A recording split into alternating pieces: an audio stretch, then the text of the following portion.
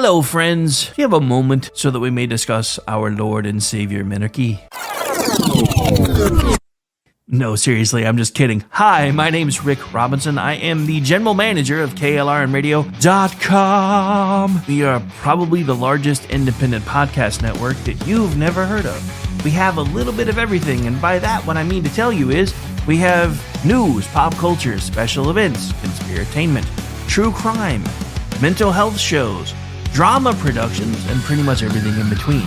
So if you're looking for a new podcast home to grab a little bit of everything that you love all in one place, come check us out. You can find us on X under @KLRNradio. You can find us on our Rumble and our YouTube channels under the same names. You can also find us at KLRNradio.com and pretty much every podcast catcher known to man. So again, feel free to come check us out anytime you like at KLRNradio.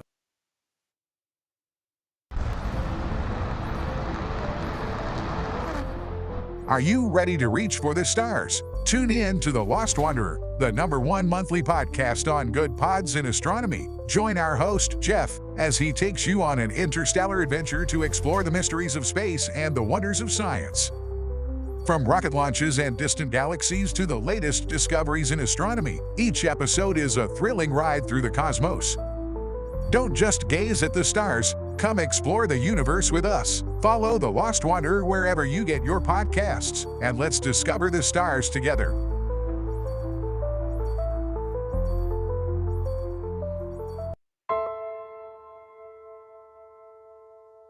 My dad was really, really special, and I loved my dad a lot. I'm proud of him, and that even though he isn't here with us, but he died as a true hero. I miss everything about him.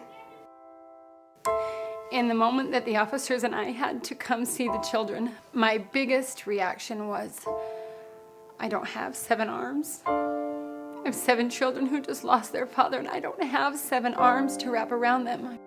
I'm Frank Silla, chairman of the Stephen Silla Tunnel to Towers Foundation. Our foundation is committed to delivering mortgage-free homes for Gold Star families and fallen first responder families.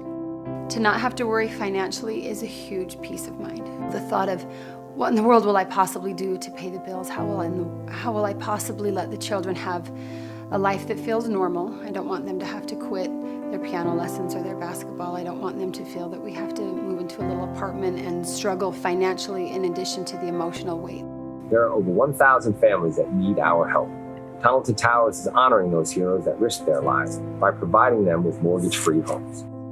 Those who serve us and then lay down their lives protecting our freedoms and our safety, the least we can do is $11 a month to give them that peace of always knowing there's a home, there's that sanctuary when life feels like it's been tipped upside down, because it has, when you lose a parent in the line of duty, to know you can go home, you can be safe, there's no risk of losing your home. That's a peace of mind that I can't believe you can get for $11 a month. I'd like to ask you to contribute $11 a month to support their efforts. Please donate $11 a month by calling 1-844-BRAVEST or visit tunneltotowers.org.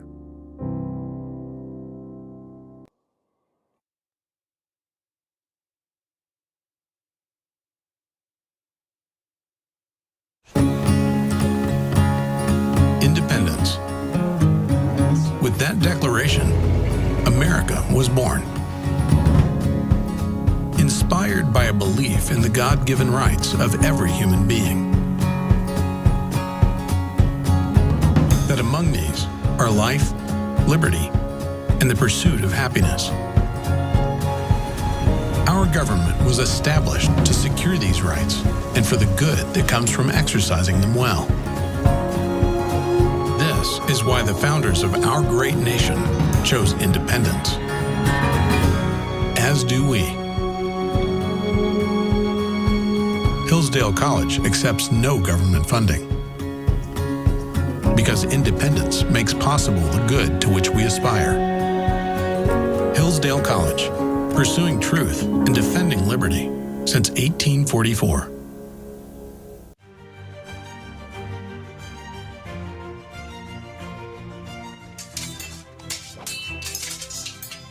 Ready to learn some medieval combat, kiddo? You bet, Dad. Let's do this.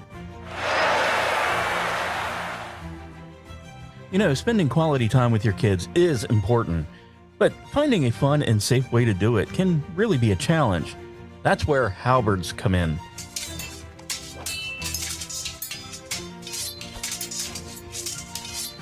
Halberds are the perfect way to bond with your kid while teaching them about history and physical fitness. Plus, they're a blast to play with. So next time you're looking for some family fun activity, grab a halberd and get ready to make some memories. Come on, Dad. Round 2. Halberds, bringing families together one medieval battle at a time. This commercial brought to you by the KLRNradio.com Ad Council. Hi, I'm Mike, founder of DollarShaveClub.com. What is DollarShaveClub.com? Well, for $1 a month, we send high-quality razors right to your door. Yeah, $1. Are the blades any good? No. Our blades are f***ing great. Each razor has stainless steel blades, an aloe vera lubricating strip, and a pivot head. It's so gentle a toddler could use it. And do you like spending $20 a month on brand name razors? 19 go to Roger Federer. I'm good at tennis. And do you think your razor needs a vibrating handle, a flashlight, a back scratcher, and 10 blades? Your handsome-ass grandfather had 1 blade and polio. Looking good, pop up! Stop paying for shave tech you don't need. And stop forgetting to buy your blades every month. Alejandro and I are going to ship them right to you.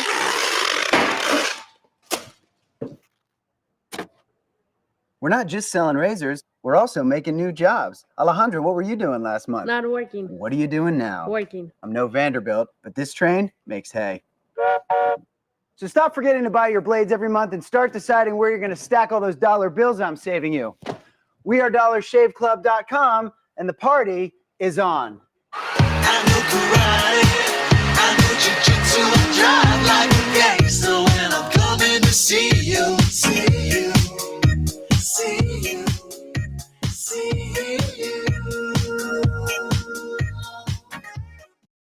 Hi, everyone. This is JJ, the co-founder of Good Pods. If you haven't heard of it yet, Good Pods is like Goodreads or Instagram, but for podcasts. It's new, it's social, it's different, and it's growing really fast. There are more than 2 million podcasts, and we know that it is impossible to figure out what to listen to. On Good Pods, you follow your friends and podcasters to see what they like. That is the #1 way to discover new shows and episodes. You can find Good Pods on the web or download the app. Happy listening. The following program contains coarse language and adult themes. Listener discretion is advised.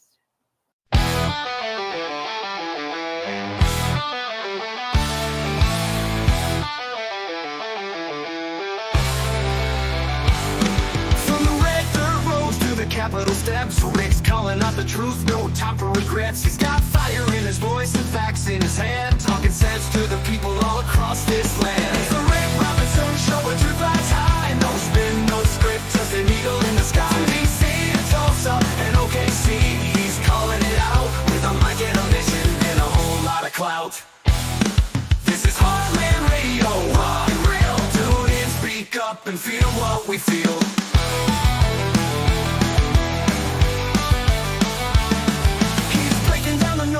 Cutting through the lies, shining a light where the shadow hides. With guests on the line and coders on deck, he's the voice of the folks DC tends to forget. Grab your coffee, raise the flag, you stand tall. The white flag news with the backbone voice of the free. Rick's got the pulse of democracy. It's the Rick Robinson Show, bold on and rain. Truth bombs dropping like a racing parade. From the plains to the power, he's speaking it loud. With a mic and a message that'll make you proud. Yeah, it's talk for the people, talk that's real. The Rick Robinson Show, where we say what we feel.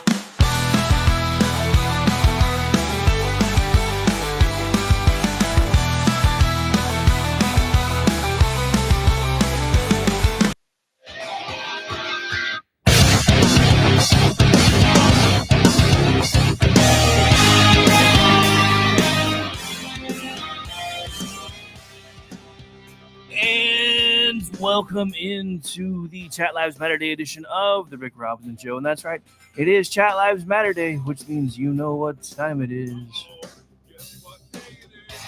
Guess what day it is? Huh? Anybody? It is Wednesday, my dudes.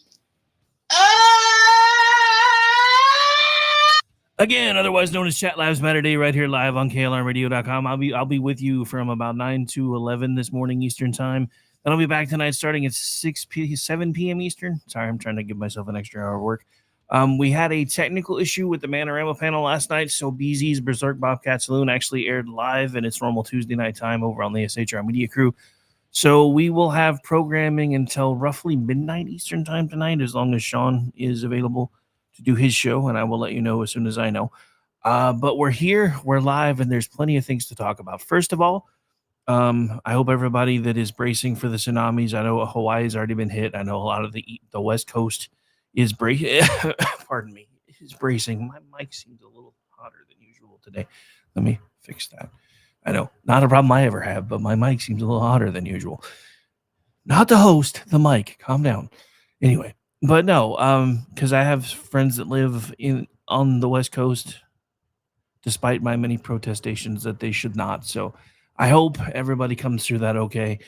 I'm just waiting for, this only happened because of climate change. That's coming, right? The earthquakes was because of climate change, Rick. Don't you understand? No. That's not why. It's called plate tectonics. I know it's a relatively new science in the grand scheme of things, but it is a thing. I see Denny already in the chat trying to inspire people to help push out the feeds. I want to thank you very much for that. For those of you that are joining us, we do still have battles with the dreaded algorithms. I still think that's the reason why he made the dad joke that he was the father of the internet, because they named those things after him. But anyway, so yes, if you could please like the feed, share the feed wherever you happen to be watching it from. If you are on Rumble and or YouTube, it's okay to hit subscribe. That's not what charges you anything. I know I get confusing emails from people from that all the time that are like new to this. They're like, if I hit the subscribe button on YouTube or Rumble, are you going to make me pay something? No. We don't have any of the pay-per-view stuff set up yet. We might soon. Because I got to thinking about it. I'm like, dude, we normally average anywhere between 300 to 400 views on this thing a day. Just on my show, not to mention the rest of the network. So if everybody, just think about this from this perspective. If everybody who enjoys this show, who tunes in every day, would basically send the equivalent of $1 a day, I would have a full operational budget of several $100s a month. And there are so many different things that I could do for your $1 a day. So no, I'm not trying to sound like one of those ASPCA commercials or, help feed the Jews commercials or anything like that. But you do see that little QR code on the top. I guess it's left-hand corner for me. I'm not exactly sure how it shows up for you guys, but that goes straight into the coffers to fund things like being able to push out for ads to get more notice, things like that. This month, it went towards getting the mothership operational again, along with the money that I already had. But the good news is that's been fixed. So now we're going back to getting things going full bore. And that's kind of why I'm opening the show the way I'm opening it today. A lot of you guys may or may not know this. Some of you that have been listening for a while do. But I also run a consulting firm.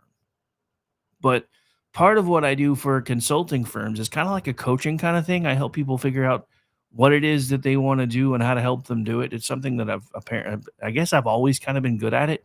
Every job I've ever had, I've kind of fallen into that niche. So this has kind of become the natural progression of that.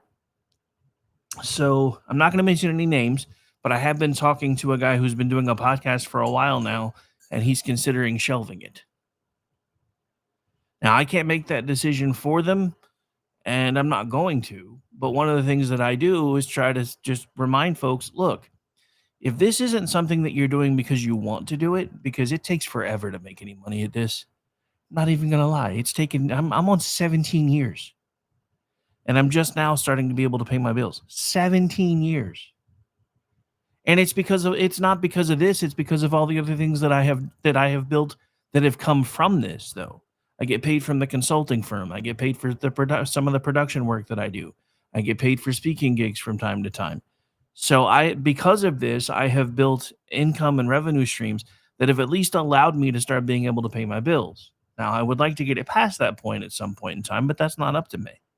But the reason I do this stuff every day, and don't get me wrong, you guys have heard me grumble about it, just like everybody else does. When you start doing something full time that you used to do because you love it, sometimes it's like, do I really want to get out of bed today? Do I really want to go sit in front of camera with these people today? But I'm going to say this, and I've said this a lot. Whatever it is that you're doing that makes you money, if that isn't something that you love doing, if you're doing it just so you can pay your bills or just because you feel like it's something that you have to do to provide for your family, find something that you can do with at least a little bit of your spare time that brings you joy. Because life's too short not to have joy in it. And it really is that simple. This stuff started because, well, it honestly started because I was trying not to have a stroke because Obama being elected killed my company that I had spent 10 years building. I mean, it was starting to die even before he got sworn in because everybody was so afraid of all the policies that he had talked about that everybody voted for anyway. Everybody's like, well, there's no way he's going to be able to do half those things because Congress will stop him. Yeah, that didn't happen. So, yeah. So part of it for me, it became therapy because it's cheaper than going to a therapist 20 times a week, which I would have had to have done at that point. And for two, it's because I really started feeling like a lot of people had fallen asleep at the switch, and I wasn't wrong. But this became something that I absolutely loved doing. And the for those of you who know my backstory, it's even funnier because I ran from doing things like this for years. As a teenager, I felt like I was being called into the ministry. I was doing everything I could in college prep courses in high school and then going into a 2-year junior college to get a lot of my prereqs out of the way before I transferred into, I was either going to be Oklahoma Baptist University or ORU. I hadn't decided which one yet. I'd been leaning towards OBU because at that point I was a Baptist. But then I realized that one of my prerequisites that I needed to get out of the way that would have been much cheaper where I was going to school was public speaking. And I realized that as someone who was feeling like I was being called into the ministry, I was absolutely terrified of public speaking to the point where I ran from it. I dropped out of college. I got kicked out of I was living with my mom. My mom's rule was, since you're out of high school now and you're legally an adult, as long as you're enrolled in college and you can provide me proof that you're still attending school, you can stay in my house. Otherwise, you got to get the fuck out. And she found out I dropped out because I was like, I went to like all my other classes. I went to those. I never even set foot in the public speaking course. I was completely terrified by it. It makes no sense to older me now, but younger me was completely petrified. Why am I saying all of this to you? Because this has brought a realization to me after speaking to this person over the last few days about whether they're going to keep their show going or not. That the reasons why you do things are just as important as you doing them. So for those of you that are considering starting something like this, it's not easy. It's not going to be an overnight thing. For the longest time, unless you happen to hit on something that's just going to explode, you're likely to get 10, 15 people paying attention to you at a time. But those 10 to 15 people are still going to matter because they're going to become important to you. They're going to be hanging out in your chat. They're going to be talking to you. There were times when I had one person, when I was doing these things late at night in my spare time, there were times I had one person who was consistently listening to my stuff when it was audio only. Unfortunately, that person passed away several years ago, so he hasn't seen everything that's happened since then. Well, I like to believe that he has. If you listen to the strict Christian constructionists, they don't believe that's possible. I say, pfft. So I would like to think. Well, I'm not sure. I mean, no, I'm not making you feel guilty, Stephen. If you feel guilty about that, that's your inner child or your inner voice telling you that you need to finish something. It's not me making you feel guilty, sir. I'm being called out in the chat for making somebody feel guilty for not finishing a project years ago. That's not me, brother. That's you. But look, I mean, this was not anything that I planned on talking about today, which is why it's kind of all over the place. But it's something that's been on my heart, especially for the last several hours. Because, again, life isn't just about making money and living and dying. Life is about what you do with the time between the dashes on your tombstone.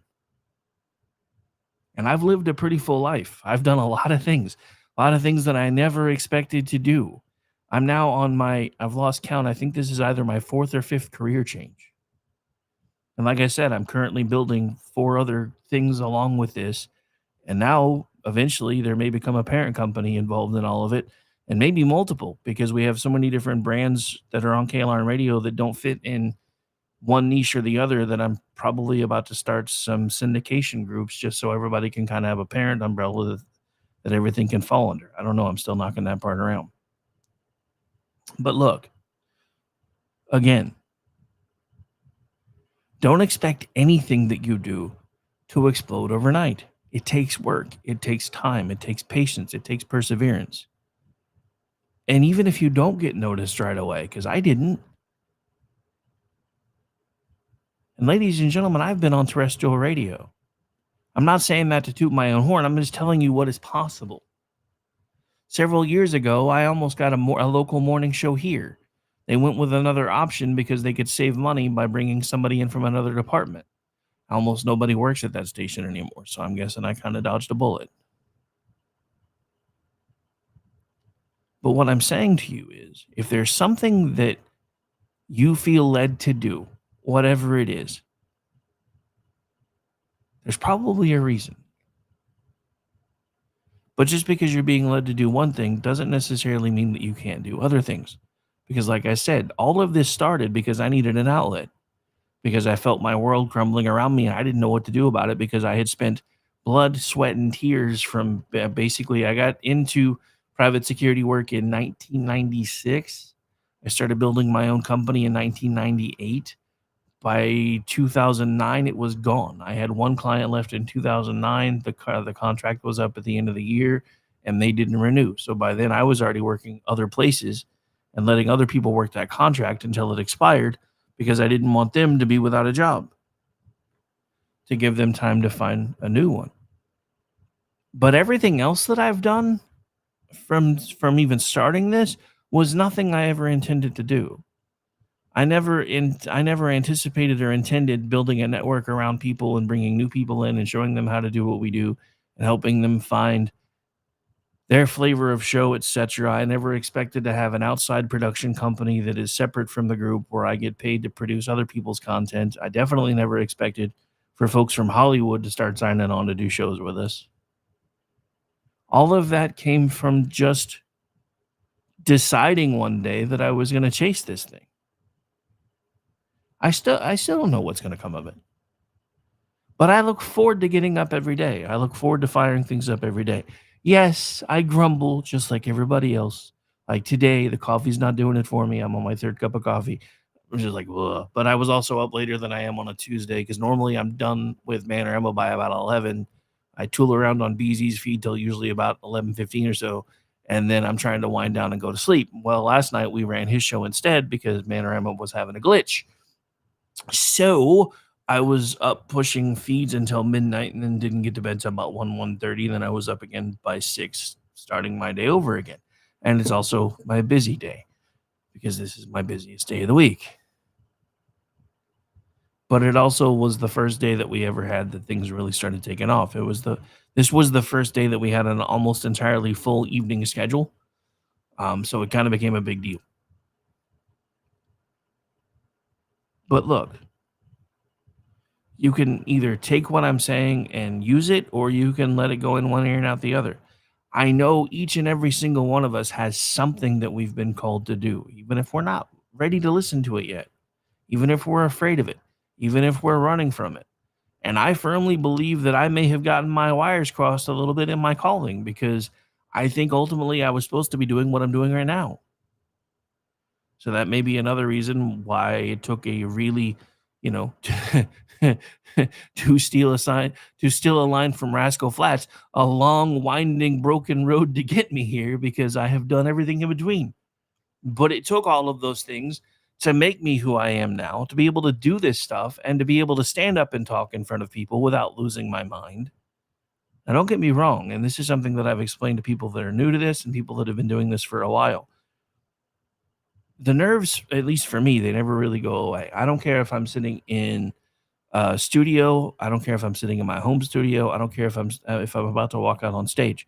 For about the first 10 to 15 seconds before I open my mouth, I feel like I'm going to die. But it's like I tell everybody else when I start training them how to do these things. The nerves are simply this. It's energy that your body doesn't know what to do with yet. So just give it something to do with it. Use the energy, because that's all it is. Your body is basically reading off of your emotional state and realizing that there's something that you're about to do that terrifies you. So it's trying to trigger fight or flight so you have energy to do what it is that you need to do. So all you have to do is give that an energy a direction. And this is even, from being on places like CRN, WNJC back in the day, and even getting a tool around here locally on KOKC. Every time that on-air light goes on, I feel like I'm going to puke in my shoes for about 10 seconds. Doesn't matter. It's been 16 years, going on 17. I am 16. Oh, sorry. Sorry. Anyway.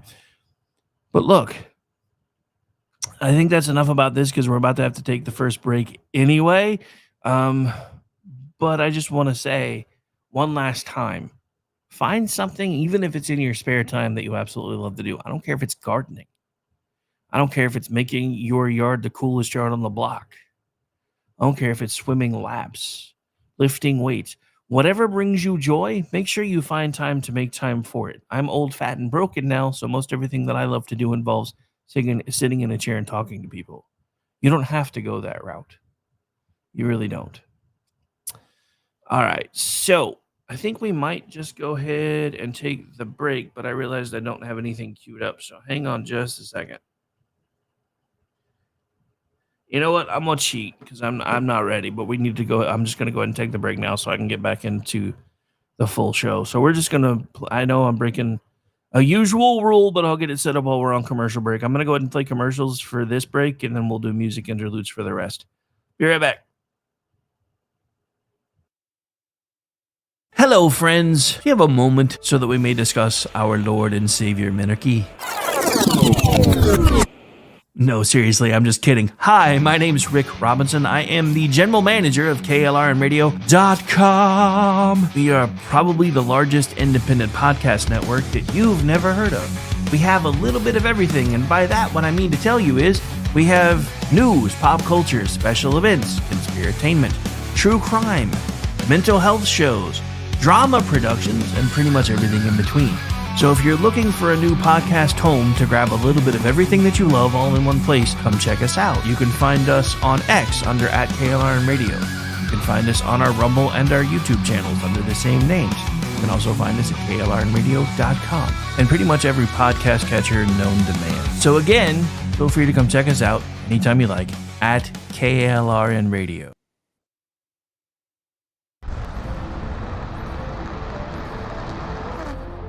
Are you ready to reach for the stars? Tune in to The Lost Wanderer, the #1 monthly podcast on good pods in astronomy. Join our host, Jeff, as he takes you on an interstellar adventure to explore the mysteries of space and the wonders of science.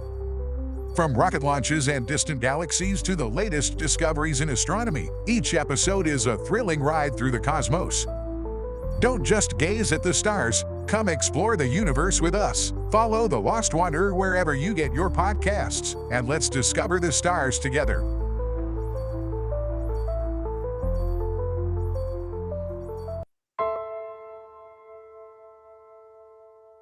My dad was really, really special, and I loved my dad a lot.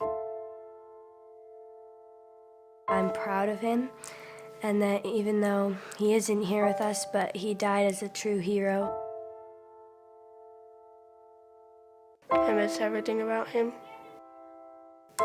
In the moment that the officers and I had to come see the children, my biggest reaction was, I don't have 7 arms. I have 7 children who just lost their father, and I don't have 7 arms to wrap around them. I'm Frank Silla, chairman of the Stephen Silla Tunnel to Towers Foundation. Our foundation is committed to delivering mortgage-free homes for Gold Star families and fallen first responder families. To not have to worry financially is a huge peace of mind. The thought of what in the world will I possibly do to pay the bills? How will I possibly let the children have a life that feels normal? I don't want them to have to quit their piano lessons or their basketball. I don't want them to feel that we have to move into a little apartment and struggle financially in addition to the emotional weight. There are over 1,000 families that need our help. Tunnel to Towers is honoring those heroes that risk their lives by providing them with mortgage-free homes. Those who serve us and then lay down their lives protecting our freedoms and our safety, the least we can do is $11 a month to give them that peace of always knowing there's a home, there's that sanctuary when life feels like it's been tipped upside down, because it has. When you lose a parent in the line of duty, to know you can go home, you can be safe, there's no risk of losing your home. That's a peace of mind that I can't believe you can get for $11 a month. I'd like to ask you to contribute $11 a month to support their efforts. Please donate $11 a month by calling 1-844-BRAVEST or visit tunneltotowers.org.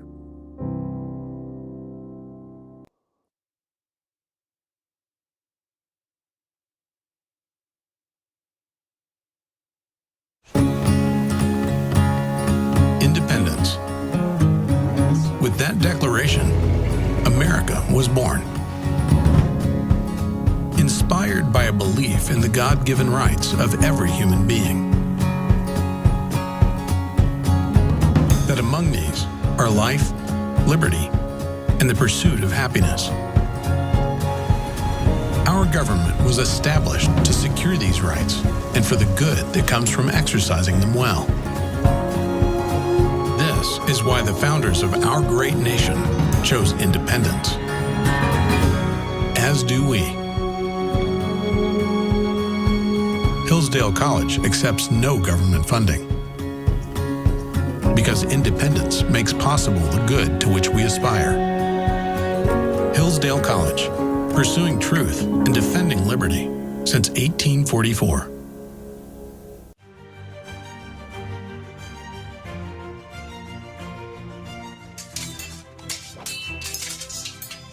Ready to learn some medieval combat, kiddo?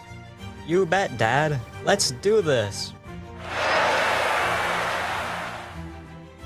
You know, spending quality time with your kids is important, but finding a fun and safe way to do it can really be a challenge. That's where halberds come in.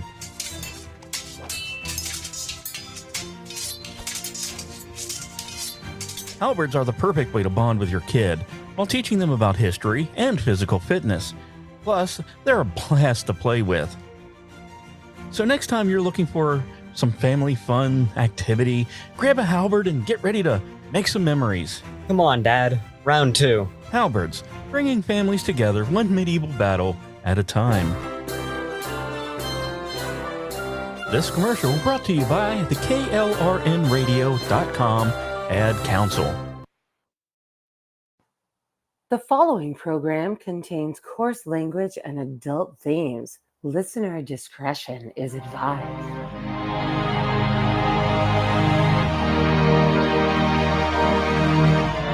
And welcome back into the program, ladies and gentlemen. Again, it is Wednesday. It is July 30th. I almost forgot what day it was. There's one day left of actual Pride Month. I'm kind of sad about that. I spent most of Pride Month with my house needing to be worked on, so I wasn't able to do all the things. And I just realized I have never once this year played any of the 4th of July bumpers, so I'm going to have to try to work those in tomorrow, I guess. Dude, I have so many, because dude, that's the actual Pride Month. That's the only Pride Month that should matter to Americans, is, you know, because it's okay to be proud to be an American again. Speaking of which, there's some economic news that has lots of folks that, you know, study the supposed science of economy really freaking out right now because they don't understand why this stuff is working the way that it is. But so the numbers for the economy are in, and they're much better than expected, and everybody's confused. But here, let's watch this together. Up 3%, up 3%, better than expected. That would be the highest level since the third quarter of 24, when it was up 3.1%. On the consumption side, up 1.4, very close to estimates. Up 1.4 would be the best since the last quarter of 24. Up 3%, up 3%. better than expected. That would be the highest level since the third quarter of 24. All right, sorry, I wanted to let that part play again because this is the thing that I think everybody needs to start understanding.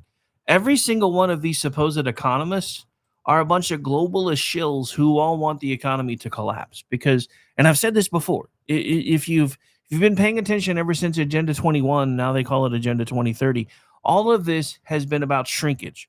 They've been trying to get population to shrink. They've been trying to get everything to shrink because it's a lot easier to do central planning, the new socialist / communist buzzword, if there are less people to try to have to control. So the funniest thing is everything that they said wasn't going to happen is happening. Most of the corporations, instead of passing the cost on to their consumers, which I have to admit, even I'm a little surprised about, they have been eating a lot of these tariff costs and then just taking smaller bottom lines. Now that doesn't work for the smaller businesses, so it doesn't mean that there haven't been tariff impacts. Because trust me, I just went through this. I got my electrical work done through a smaller group because they were willing to work with me more than the bigger group, and so there was a $400 price increase in the parts that nobody was expecting until they went to go, actually order them.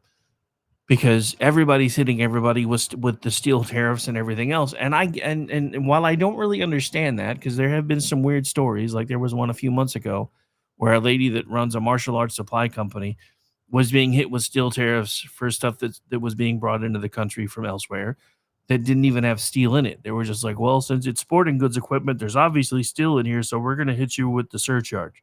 She's like, but did you look? Because there's no steel. So I'm not saying there aren't a lot of malicious compliance things going on. Hell, we played a clip from people trying to protest Colbert, where the Colbert cancellation yesterday, where they were specifically talking about the whole, this is what's known as malicious compliance, and that's what we're going to do. So I'm not saying there aren't bad actors trying to make things worse for people, and I'm not saying there aren't some companies that are still passing the cost for tariffs on to consumers. What I don't really understand is how all of a sudden now the Democrats are opposed to price increases or tax increases because they love them. So how did they go from we love taxes to, oh, we don't really want people, we don't like taxes anymore? I mean, I'm not for tax increases, but also, like I said, there hasn't really been any evidence of any major increases yet. If anything, everything is happening to the opposite. They swore this was going to kill the economy. It's performing better than expected. The price index is actually performing better than expected. Inflation is better than expected. So here's the thing, though, because our leadership, and by leadership I mean the Congress critters, they're not doing a good job taking this messaging home. Because for everybody who is getting all of their information from the zombie media, which I don't know why anybody does anymore, but that's not for me to decide. For everybody who's getting their information from the zombie media, all they see is they go to Walmart and something is $2 or $3 more expensive than it was the last time they bought it. Oh, that must be because of tariffs. We have an Andrew sighting. Welcome into the chat, sir. And you are always and forever 69th for reasons. Just saying. But yeah, I mean, the thing about it is, how many more times can these economists be wrong, and can place like Goldman Sachs be wrong, and everybody else be wrong before we start realizing none of these people really know what the hell they're talking about? When the experts aren't the experts anymore, because everything they've been telling you is a lie, because it's been about a narrative. That's the part that I really wish people were starting to try to bring home. These people have been openly lying to you about how economics works because you're not being taught how economics works. So you listen to the people that are supposedly going to school for it, learning how it works, and then they tell you the exact opposite of everything that actually does work in practice. That's why they hate this man so much, because he's undoing every single bit of indoctrination that they've been able to do for the last 100 or so years, because everything that he's doing is the exact opposite of what they said it was going to do, and it's having the exact opposite effect of what they said it was going to have. Remember, we were already supposed to be in a recession and probably full-on depression like Dust Bowl style by now, according to with Donald Trump's reckless tariff policies and his on and off tariffs and all this other stuff and all these deadlines and everything that he's pushing, we're going to be in a full-blown depression in 6 months. 7 months later, and the economy's roaring. 7 months later, and we have a surplus for the first time since 2017. 7 months later, we're actually starting to do rescission cuts. Not enough of them, which is one of the things we need to be keeping our Congress critters' feet to the fire about. But but it's happening. We've had, for the first time in the longest time, a lot of things pushed through with the big beautiful bill where funding may not have necessarily been decreased in a lot of places, but it stayed the same, which by Washington standards is technically a cut, because if you're not spending more than you're cutting, which is retarded, by the way. But it's just how they view things. And this is all being done with very slim majorities. This is all being done with Democrats dragging their heels in all the different places that they can drag their heels to try to slow it down. But let me explain to you why they're trying to slow it down. Everybody on their side thinks they're trying to slow this stuff down because they know it's going to crash the economy. That's not right. Let me explain it to you. They're doing everything they can to slow down this agenda because they're actually starting to see that it is working. Trust me, if this was really if we do all these things, then he's going to crash the economy. What better way to get power back? As much as we get pissed off at the Republicans for basically allowing the Democrats to govern when the Democrats are in charge, there's a reason they do that. Because look what happens. Every time they get their way, every time they do the things that they say they're going to do that are supposed to make things better, they never really do. So then the Republicans can just sit back and say, well, we stopped them on some major stuff because we knew. But here, look, we let them try to do this way. And we let them try to do this way. And we let them try to do this way. And nothing ever got better for anybody. Nothing. I mean, hell, even the data where, if you ask AI, whether it's ChatGPT, Grok, or whichever one you decide to use, that is always like, well, history shows that the economy's better during Democratic times. You know why? Because that's usually after the Democrats get power again, and nobody really wants to talk about the fact that our economy can't turn on a dime. So for the first 18 months or so, everything that's happening is usually from the previous administration. The only time that's different is this time because Donald Trump has hit the ground running and hit everything that he can all at once in basically an in the paint, spread the offense kind of fashion that I've never really seen before. The only other time I've seen anything like this was under Barack Obama, because he's just flooding the zone with everything that he can possibly hit all at once. And they can't keep up. The media can't even keep up. Hell, now the Democrats are trying to figure out why white young men and black young men don't like them anymore. You know what they've discovered? Barack Obama is their most masculine member of the Democratic Party. Have you seen that man try to throw a baseball? And I use the word man loosely. Just saying. But not only is the economic news good, as far as that, we've got deals that are being struck with countries and even regions of the world that we've never really been able to do business in before, where suddenly we're going to start being able to do business. We're starting to allegedly bring China to heel a little bit. I'll believe that when I see it. And all of this is being done not because of Democratic assistance, but in spite of Democratic pushback, which is why they're losing their minds. Because they keep trying to throw everything they can at the wall to try to derail this guy. And now, because of some of the precision cuts and everything else that's going on, a lot of the Democratic media machine is falling apart. This is from Town Hall. Media Matters is collapsing. Oh, well, this is from Matt Vespa, by the way. Media Matters for America is the liberal media watchdog that's been in operation since 2023. It's raked in, I want you to pay attention to this part since we now know it's collapsing. It's raked in $250 million in donations since its inception. The outfit was founded by former conservative David Brock, now a liberal political strategist, who has waged war on Fox News, among others. It's the left's version of the Media Research Center, and it might not survive the second Trump presidency. Oh, hang on. This deserves this right here. Hang on. That would make me so sad. You know what we could have done with $250 million? We'd have been funded in perpetuity with $250 million. I'm not even playing. So the New York Times had a lengthy piece about the issues plaguing the outfit, which ranged from a lack of funds, oh no, to the endless stream of lawsuits, primarily from Elon Musk. Brock left the outlet in 2022, but came back to help navigate the Musk lawsuit. It didn't turn out well, as he clashed with other staffers, and he's been isolated since.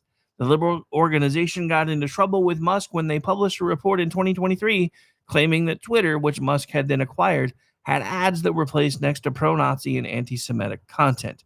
They also claimed that Musk endorsed an anti-Semitic conspiracy theory. The ongoing legal battle in which Musk has filed appeals appears to be the reason why Media Matters is circling the drain. Morale at the outlet is reportedly dreadful. And here's a quote from the New York Times piece that inspired this article. Media Matters, a nonprofit group. Tell me how somebody's a nonprofit group when they've raked in $250 million. You want to talk about nonprofit groups? Let's talk about groups like mine that are running on a couple grand a month. That's nonprofit. I'm just pointing that out. Media Matters, a nonprofit group that has played a key role in liberal politics, is struggling to withstand months of legal assaults by President Trump's allies. You really want to call Musk an ally at this point? Okay, you run with that, brother. Offering a glimpse of what might be in store for even well-funded targets of his retribution campaigns. The organization, which is funded by some of the Democratic Party's biggest donors, has racked up about $15 million in legal fees over the past 20 months to defend itself against lawsuits by Elon Musk, in addition to investigations by Mr. Trump's Federal Trade Commission and Republican states attorney generals. The group has slashed the size of its staff and scrambled to raise more cash from skittish donors, according to documents and interviews with 11 people familiar with the organization's fight to survive. That might not be enough, however. Media Matters tried to settle with Mr. Musk by offering concessions, but the sides were far apart and talks fizzled. Even when the group has triumphed in court, Mr. Musk has appealed or filed new cases elsewhere. As a last resort, it has considered shuttering, according to interviews and internal documents. I'm really sad about that, I promise. The bleak outlook now facing the group underscores the serious harms that can be inflicted when the Trump administration and its allies train the vast resources of government billionaires' bank accounts on perceived enemies. Does anybody remember when Barack Obama used the IRS to come after the Tea Party and everybody else? So I got nothing for y'all. Here, let me make this easy for you. You see this right here? This is the world's smallest violin playing My Fucking Heart Bleeds for You. Because I swear it does, I promise. Not really. I swear. It's okay when they do it, but when we start learning how to play by the same rules, they're like, oh my God, this isn't fair. It wasn't fair when y'all did it either. So this leaves targets facing a tricky choice whether to spend heavily and fight back or negotiate settlements that risk backlash for abandoning their convictions. So this certainly doesn't bode well for them, and they'll probably fight to the bitter end. But it's hard to combat the right-wing media machine. Silly term when we've been right about Russia collusion, Biden's health, COVID, and a host of other issues because we actually pay attention to what is going on. Best of luck, guys. Yeah, let me know when the wake happens. I might send flowers. Because trust me, I know what it's like to try to build something from nothing. So I don't really like seeing anybody's stuff collapse. I don't. But it's just funny to me that, this is all because Donald Trump is trying to get it to. So that's the other thing. I guess that's what we're going to talk about for the last probably 10 minutes of this hour. Because that's all I've heard for days. It's all I've heard for days. Is, all of this Biden stuff, the Russia collusion stuff, the tying Obama to it, and all of this is about Trump vindication. No, it's not. It's about us finding out what actually happened so we can make sure that it doesn't happen again. Because we knew, we could see it. I watched it happen in real time during the 2020 election. We shut things down at about midnight Eastern time. I think it was midnight, 12:30 Eastern time, because that's when everybody said the counts were being called off and that they were going to resume by about 9 or 10 o'clock in the morning. And at that time, Trump was miles ahead. So because we were in the middle of, and by then, this had gone from 2 weeks to slow the spread to who the hell knows when you're going to go back to work in the office. And back then I was still working for the University of Oklahoma. So we started, and again, backstory, because it was only supposed to be for 2 weeks, we started a morning show kind of poking fun at COVID. And I got to tell you, the first week of that shit was scary because there was all kinds of news reports coming out from other countries about people that they thought had died from COVID that were coming back. So we're all just like watching this going, are we like in the beginnings of the actual Walking Dead here? Are we really about to have some sort of a zombie apocalypse? And then everybody started figuring out that, people that they thought were dead actually weren't. And then so that subsided. But I have to admit, I was a little freaked out just for about 5 minutes or so. But so we were still doing the morning show. We did it for about it was supposed to be 2 weeks. It ran for about 2 years. But so we shut things down at about 12:30 Eastern, which is about 11:30 my time. I because we were doing the morning show, I got up about 4:30 to start putting notes together because we were supposed to be on the air in an hour and a half. And I start looking, and I'm looking at all these articles about all these ballots that came in overnight, and they're ballots with nothing else marked other than presidential election. And they just truckloads after truckloads after truckloads pouring into all these different places, and all of a sudden Biden was ahead again. And I'm like, wait a minute, so what happened? The ballot fairy showed up in the middle of the night?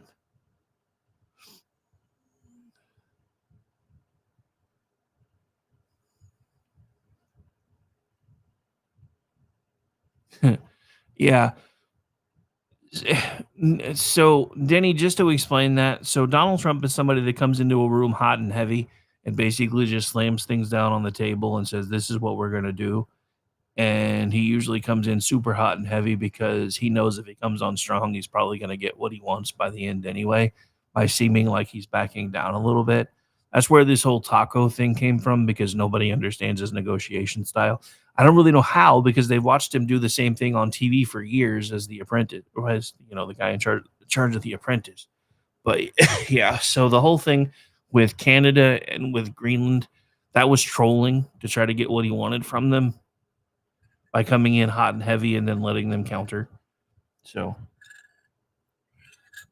but that's why you haven't heard much about it, because we've been slowly getting what we want behind the scenes anyway. But anyway, sorry, I got distracted by the chat, so I forgot where I was. But yeah, we're about to have to take the break anyway. So let me move on to one more quick story. See, this is how I remember what I was talking about now, but it doesn't matter now.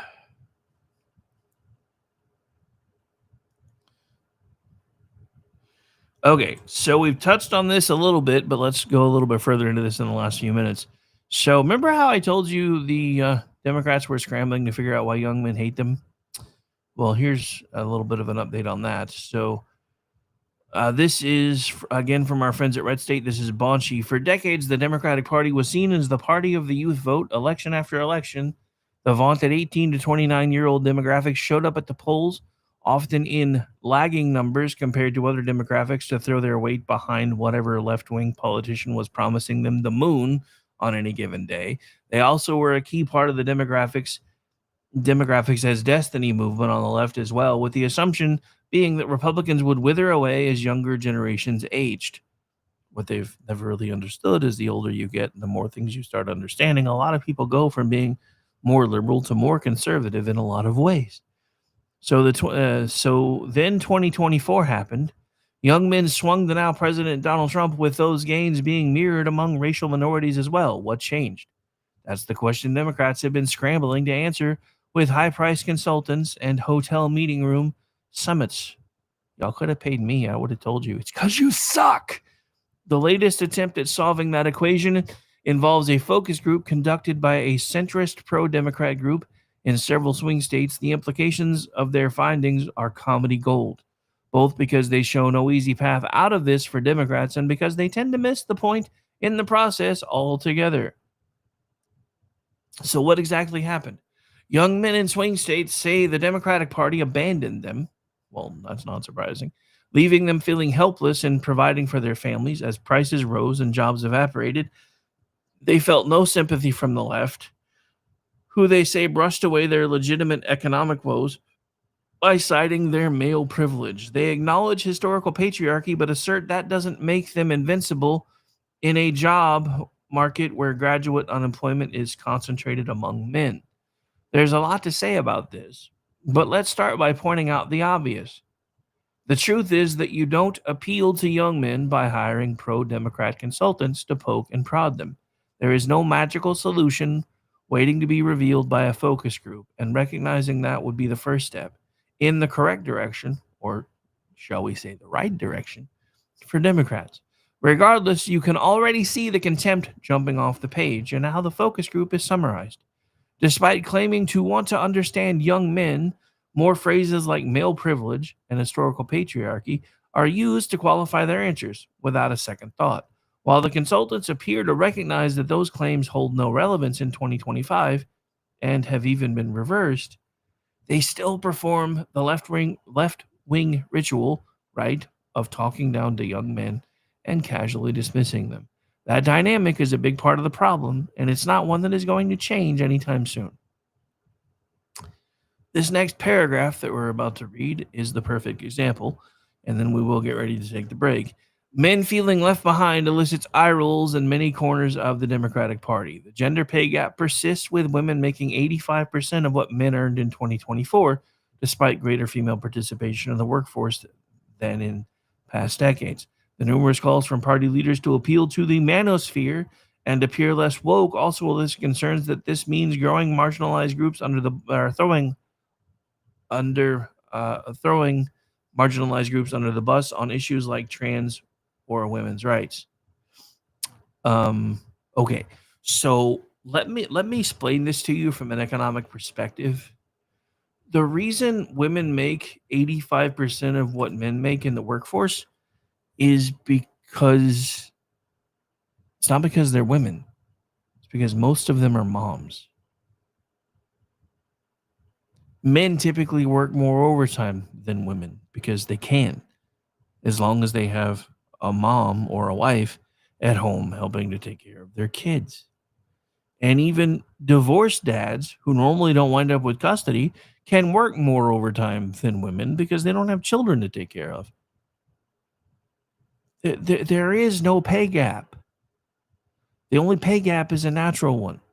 Women normally need to be able to work just their set schedules and go home and take care of the rest of their stuff that they have to do. This is all bunk. It's all BS. And the fact that it's still being used to push all of this over and over and over again is astounding to me. And this just proves that the Democrats haven't learned anything. But before those of us on the right start taking a victory lap, let's remember we got a long time to the midterms as far as elections go, because every day is an eternity in election season, and we got a long time until got an even longer time until 2028. So what I'm going to tell you guys as we get ready to take the break is you really do need to start keeping your individual and particular Congress critters' feet to the fire about all the things that are bothering you that you don't feel like are being addressed properly. Their information, their contact information is available online, even if you can't go see them when they're in your when they're in your neck of the woods. Blow up their phones, send them emails, make sure they're doing the things that you want to get done. And if they won't, it's time to vote for somebody else. My name's Rick Robinson. This is my show. Hour 1 is officially in the books. Hour 2 is still to go. Don't forget we have shorter schedule now on Tuesday, Wednesday, and Thursday. We will still be doing a 3-hour show on Fridays because I still want to do the weekend news roundup with Brad Slager to get you guys geared up for the weekend and see what else they're doing at the Friday news drops. So we'll be back. Stay tuned.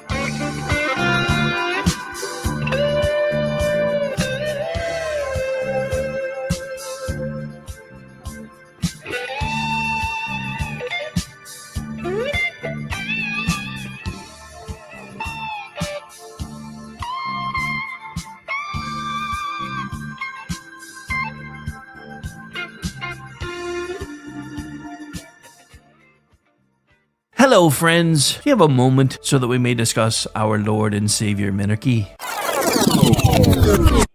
No, seriously, I'm just kidding. Hi, my name's Rick Robinson. I am the general manager of KLRNradio.com. We are probably the largest independent podcast network that you've never heard of. We have a little bit of everything, and by that, what I mean to tell you is we have news, pop culture, special events, conspiratainment, true crime, mental health shows, drama productions, and pretty much everything in between. So if you're looking for a new podcast home to grab a little bit of everything that you love all in one place, come check us out. You can find us on X under @KLRNradio. You can find us on our Rumble and our YouTube channels under the same names. You can also find us at KLRNradio.com and pretty much every podcast catcher known to man. So again, feel free to come check us out anytime you like at KLRNradio.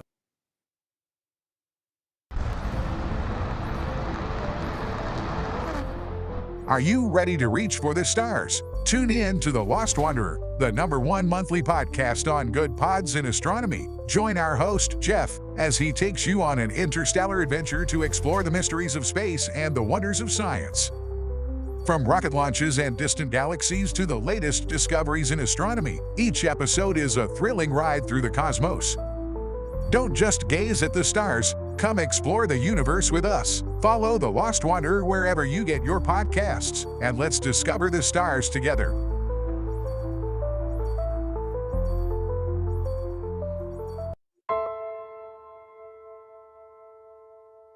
My dad was really, really special, and I loved my dad a lot. I'm proud of him, and that even though he isn't here with us, but he died as a true hero. I miss everything about him.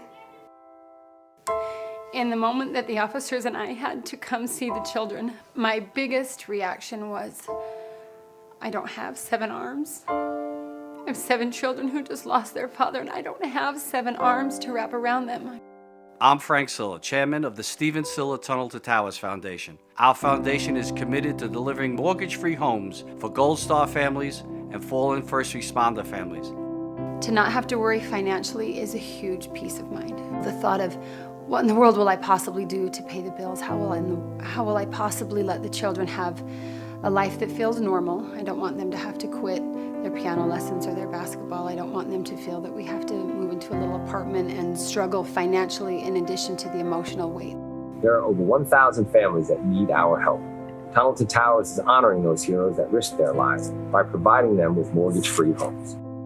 Those who serve us and then lay down their lives protecting our freedoms and our safety, the least we can do is $11 a month to give them that peace of always knowing there's a home, there's that sanctuary when life feels like it's been tipped upside down, because it has, when you lose a parent in the line of duty, to know you can go home, you can be safe, there's no risk of losing your home.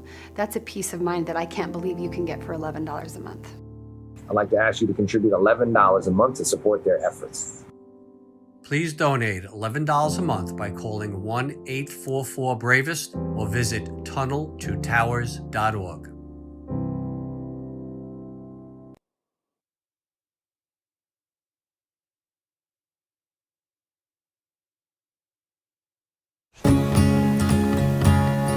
Independence. With that declaration, America was born. Inspired by a belief in the God-given rights of every human being. That among these are life, liberty, and the pursuit of happiness. Our government was established to secure these rights and for the good that comes from exercising them well. This is why the founders of our great nation chose independence. As do we. Hillsdale College accepts no government funding because independence makes possible the good to which we aspire. Hillsdale College, pursuing truth and defending liberty since 1844.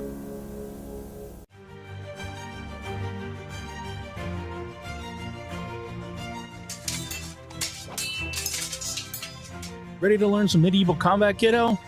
You bet, Dad. Let's do this.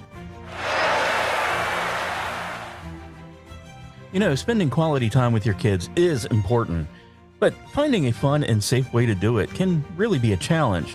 That's where halberds come in.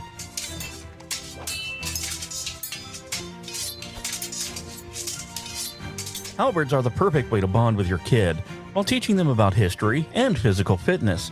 Plus, they're a blast to play with. So next time you're looking for some family fun activity, grab a halberd and get ready to make some memories. Come on, Dad. Round 2. Halberds, bringing families together one medieval battle at a time. This commercial brought to you by the KLRNradio.com Ad Council.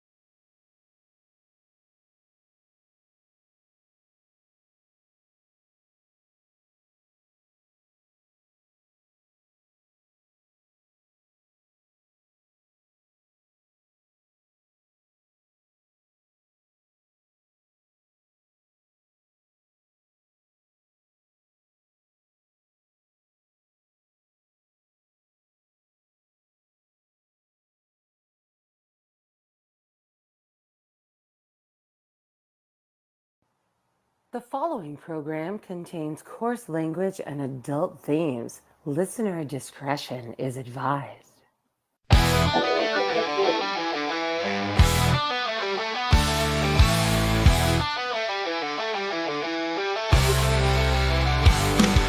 the red dirt roads to the Capitol steps, Rick's calling out the truth, no time for regrets. He's got fire in his voice and facts in his hand, talking sense to the people all across this land. It's the Rick Robinson Show, where truth lies high, no spin, no script, just a needle in the sky. From DC to Tulsa and OKC, he's calling it out with a mic and a mission and a whole lot of clout.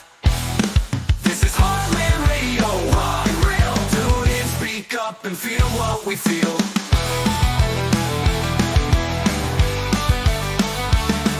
He's breaking down the noise, he's cutting through the lies, shining a light where the shadow hides. With guests on the line and coders on deck, he's the voice of the folks DC tends to forget. Grab your coffee, raise a flag, he's standing tall. The white flag news with the backbone voice of the free. Rick's got the pulse of democracy. It's the Rick Robinson Show, both on the way. Truth bombs dropping like a racing parade. From the plains to the power, he's speaking it loud with a mic and a message that'll make you proud. Yeah, it's talk for the people, talk that's real. The Rick Robinson Show, where we say what we feel.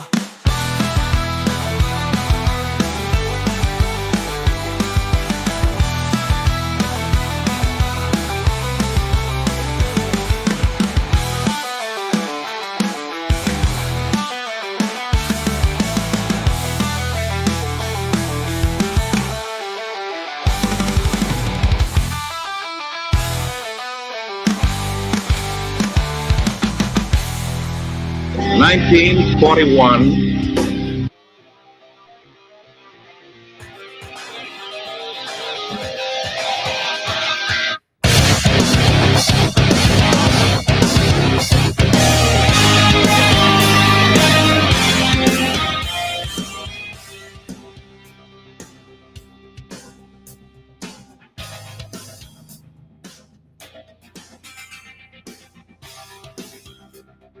Uh-oh, guess what day it is? Guess what day it is? Huh?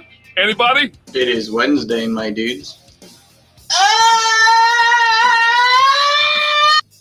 Otherwise known as ChatLivesMatter Day, right here live on KLRNradio.com. We're into the final hour of the Wednesday edition of the Rick Robinson Show.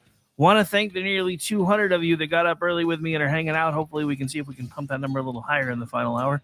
If not, I understand. You know, some of you get burned out on news pretty quickly, and you're like, that's all you ever talk about, you stupid son of a bitch. Trust me, I get those emails too. It's okay. This show's not for everybody. I understand that. But there are people that actually like it. So I'm going to keep doing what I do. All right. So we talked about this a little bit yesterday. The whole Sydney Sweeney thing. You know, she's doing the American Eagles jean ads now because, you know, it's not cool for attractive people to do commercials anymore. Otherwise, you're a Nazi. But so apparently a progressive host got a little hot about everybody freaking out about it. This is from Matt Vespa over at Town Hall. So let's take a look together because I just saw this on the break. Thought it would be kind of a fun way to open hour two. So I think this is one of the clips I played yesterday, but I think we're going to play it again because why not? I mean, dude, it's Sydney Sweeney. Just saying. So hang on.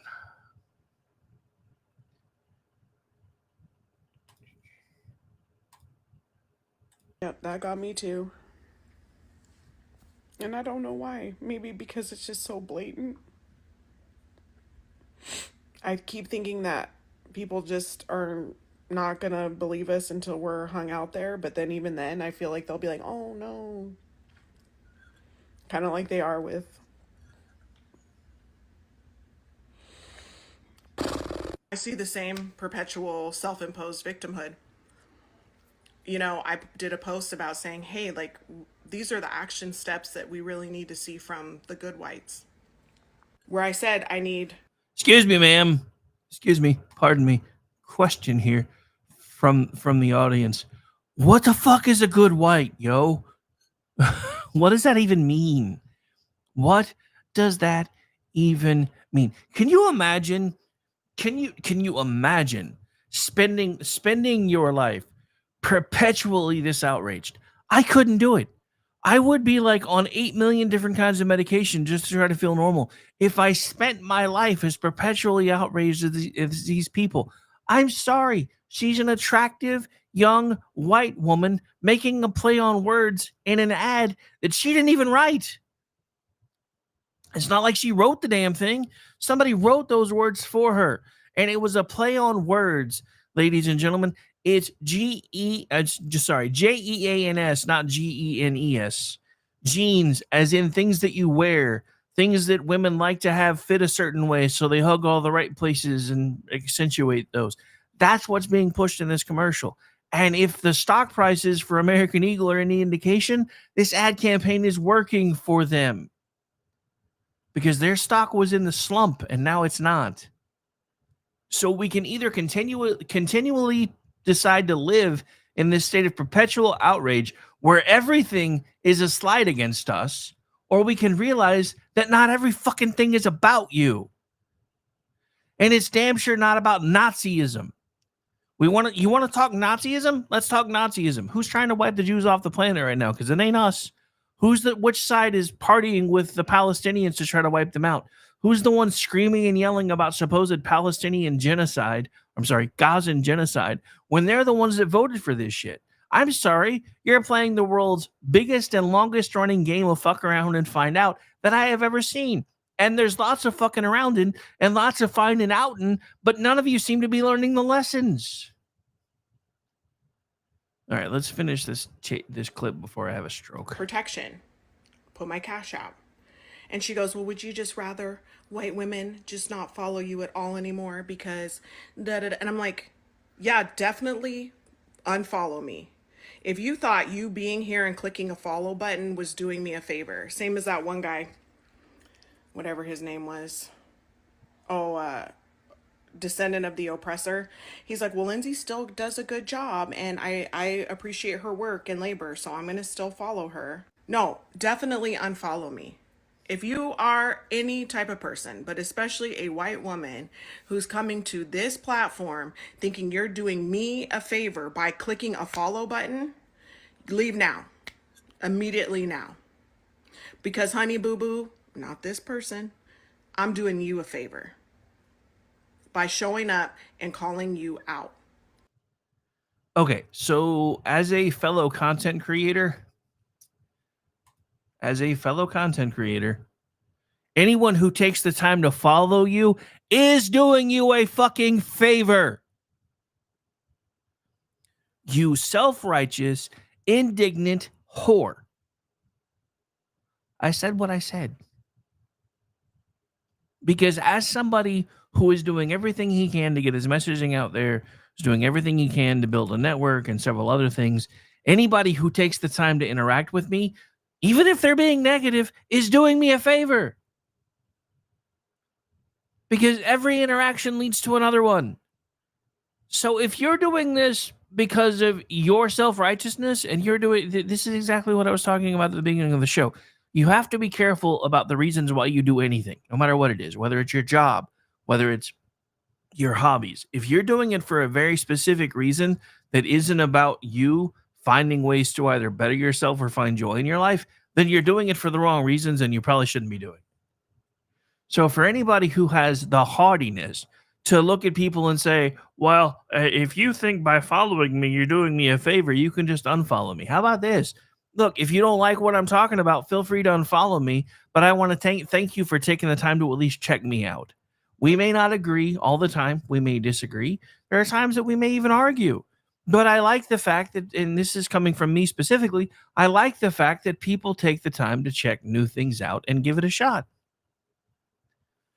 So in other words, quit being a bitch. Especially quit being a whiny bitch, because I just don't understand this, dude. I really don't. It's a commercial. It's anywhere from 15 to 30 seconds of your life.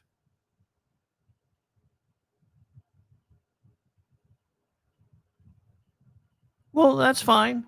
I'm okay. I'm okay with helping fellow content creators, especially if I get to rail about them in the process, because that helps me too.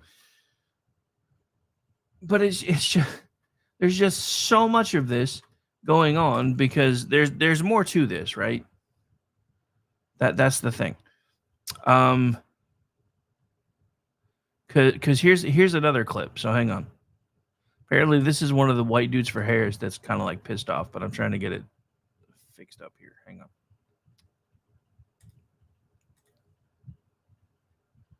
All right. So remember those white dudes for hairs, folks? Here they. Oh, not everything's political. Oh, it's not that deep. Oh, art doesn't have to be political. Not everything's political. Sydney Sweeney just did a series of ads with American Eagle, the clothing company, promoting her good jeans. Oh, no, but they're talking about the blue jeans. Yeah. Yeah, sure. The attractive white woman with blonde hair, blue eyes is talking about just the jeans she gets from American Eagle. The blonde-haired white woman who had a parody of Make America Great Again for her mom's 60th birthday, where everyone was wearing Blue Lives Matter flags on their clothing. It's just talking about her blue jeans. Echoing very, very far right. Oh, genes are passed down by parents to their offsprings. Not to their children, their offsprings. No, it's just talking about blue jeans. But art isn't political. Not everything's political. It's not that deep. It's not that deep until it is, you shallow-brained motherfuckers. Bubba? Shouldn't you be at the Blue Oyster Club right now? Oh, wait. I'm sorry. Did I say that out loud? My bad. I said that out loud, didn't I? I'm sorry. That was rude of me. All right. So here's the next reaction. Don't forget to boycott American Eagle for their racist shit online, talking about blue jeans and white people. Boycott American Eagle. Boycott the shit out of them. Boycott American Eagle. Do not buy them. And cancel this person, Miss Sweeney. Cancel for her being racist, for doing Nazi propaganda. Cancel American Eagle. Oh, okay. So there's more. So this is from Christina Hoff Summers, a producer at MSNBC, says the Sydney Sweeney ad reflects an unbridled cultural shift towards whiteness, conservatism, and capitalist exploitation. David Marcus, according to MSNBC, whiteness is ugly and startling. Sounds kind of racist. Okay, so remember what I said a second ago? I'm going to have to change the tabs because I want to make this bigger. I want to embiggen it a little bit, so I want to make sure you guys can see the numbers. Because, yeah, everything the Democrats touch goes the opposite direction anymore because nobody's listening to them. When you are the perpetual outrage mob, eventually nobody cares. So here is exactly what I was talking about a second ago. This is where they were until this started running. Now, granted, there's been a little bit of a dip, so who knows? They may actually get some backlash from the left. But yeah, so when you're looking at, being at below, what was it? I mean, I'm assuming that is so $11.85 US dollars. So remember, around the beginning of July, it was about $9.50. So we're talking about a 2.23% jump. So up 23.8% in the last month. Right around the same time this ad started running. So I wonder. All right, hang